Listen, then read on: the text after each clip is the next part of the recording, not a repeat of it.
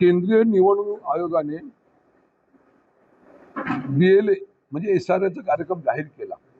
मग SRA म्हणजे काय, BLA म्हणजे काय की ज्या आपल्या मतदार याद्या आहेत त्या मतदार याद्यांचं निरीक्षण करावं आणि त्या उद्देशाने संपूर्ण महाराष्ट्रामध्ये शिवसेनेचे मुख्य नेते एकनाथ शिंदे साहेबांनी हा SRA कार्यक्रम जाहीर केला आणि त्या अनुषंगाने पक्षातर्फे टीम ही अकोला जिल्ह्यामध्ये आलेली आहे।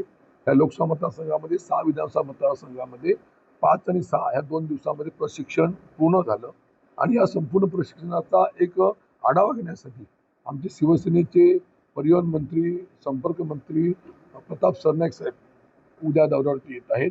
उद्या त्या अनुषंगाने संजय राठोड साहेब मंत्री आहेत, बच्चू कडू आमचे राज्यमंत्री, विधान परिषद आमदार यांच्या समूहामध्ये या संपूर्णचा आढावा घेतला जाणार आहे।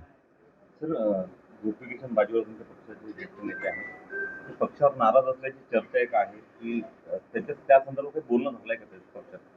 आता गोपीकिशन बाजोरिया हे शिवसेनेचे येथील उपनेते आहेत, विधान परिषदचे आमदार स्वतः होते, त्यांचे चिरंजीव होते आणि या संबंधीच्या ज्या घडलेला घटनाक्रम आहेत हे तुमच्यासमोर नक्की आहे। या बाबतीमध्ये योग्य तो निर्णय, योग्य ती चर्चा शिवसेनेचे मुख्य नेते एकनाथ शिंदे साहेब त्यांच्याशी बोलून करते। कोकणमध्ये तुमचा नॅचरल क्लेम होता असं बोललं जातं, तुमच्या नावाची चर्चा होती, तुमचं तिकीट फायनल झाल्याची चर्चा होती आणि ते राष्ट्रवादीच्या वाटेला मतदारसंघ गेलं। काय वाटतं तुम्हाला, तुम्ही नाराज नाही का? मग नाराज असतो तिथे काम केलं नसतं पक्षाचं। आज एकनाथ शिंदे साहेबांनी मला अकोला लोकसभा मतदारसंघासाठी पाठवलेलं आहे आणि एकनाथ शिंदे साहेबांच्या आशीर्वादाने, शिवसेनेच्या आशीर्वादाने मी गेले 40 वर्ष काम करताना 15 वर्ष आमदार म्हणून काम केलेलं आहे। त्यामुळे आमदार म्हणून नक्की समाधानी आहे। आज मला वाटतं की मी पक्षासाठी काम करावं आणि म्हणून मी अकोला लोकसभा मतदारसंघामध्ये पक्षासाठी काम करतोय।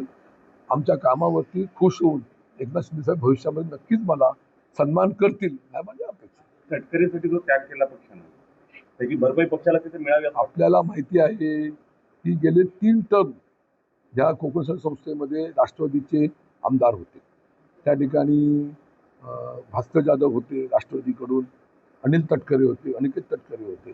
त्यामुळे संपूर्ण महाराष्ट्राचा विचार करता 17 ठिकाणी प्रत्येक राजकीय पक्षाच्या युतीचं वाटप झालं होतं आणि त्या अनुषंगाने ती जागा ही त्यांच्या वाटण्याला होती आणि त्यांच्या वाटण्याला गेली।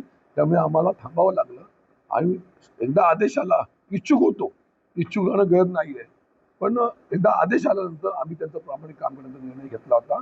पण सुदैवाने ती जागा आता बिनविरोध झाल्यामुळे तेही आता काळजी घेण्याचं कारण नाही। विजय आमचा तिथं झालेला आहे। शिवसेनेच्या तुमच्या त्यागाची भरपाई झाली पाहिजे भविष्यात असं वाटतं? महाराष्ट्रामध्ये होते ना, महाराष्ट्रामध्ये ज्या ज्या ठिकाणी शिवसेनेचं प्राबल्य आहे, पारंपरिक जागा आहे, ती जागा शिवसेनेला मिळते आहे आणि कोकण तर शिवसेनेचा बालेकिल्ला आहे।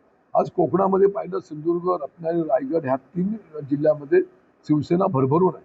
जवळजवळ 335 मतदार त्या ठिकाणी होते। 2 नंबरला भाजपाचे मतदार होते, राष्ट्रवादीचे 3 नंबरला होते, पण महायुती म्हणून त्या ठिकाणी आम्ही एक संघ आहोत, याचा आम्हाला आनंद आहे। धन्यवाद।